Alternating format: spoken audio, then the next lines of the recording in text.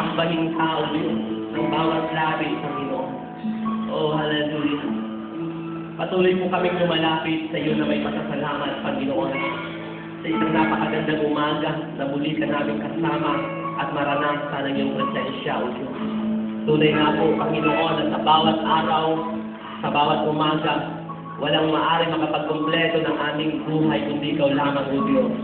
Sapagkat ikaw ang buhay, ikaw ang kasapatan, Panginoon.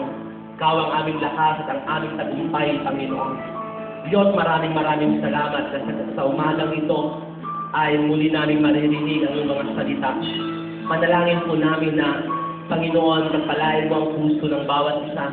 Hayaan niyo po na turuan mo ang aming puso na patuloy lamang at manatili na nagpapasakop sa iyong mga salita upang sa bawat desisyon at ito ang magdikta sa amin, Panginoon, at maging basihan ang salita mo sa lahat ng aming desisyon at mga gawain sa buhay. O Banal na Espiritu, maraming salamat sa panibagong kapahayagan na muli mong ipagkakaloob sa umagang ito.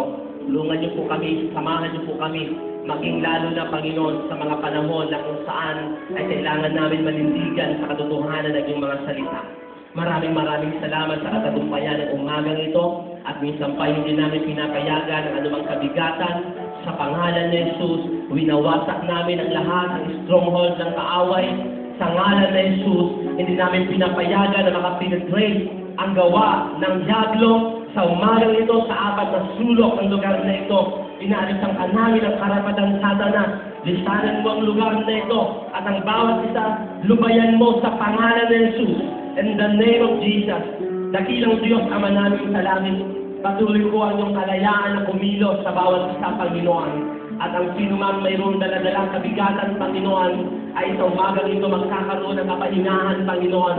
Magkakaroon ng kalayaan, O Diyos, at muli mong ipaparanas sa aming Panginoon. O Diyos, ang iyong biyaya, ang iyong kapangyarihan, tataglayin namin, maging sa aming paglabas sa lugar na ito. Salamat sa kapayapaan. Salamat sa katagumpayan. Sa umagang ito, tanggapin mo ang pinakamataas na papuri at pasasalamat at pagsamba sa pangalan ng aming Panginoong Hesus. Lahat ay magsabi ng Amen.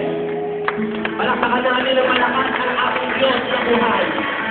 Yan. Amen.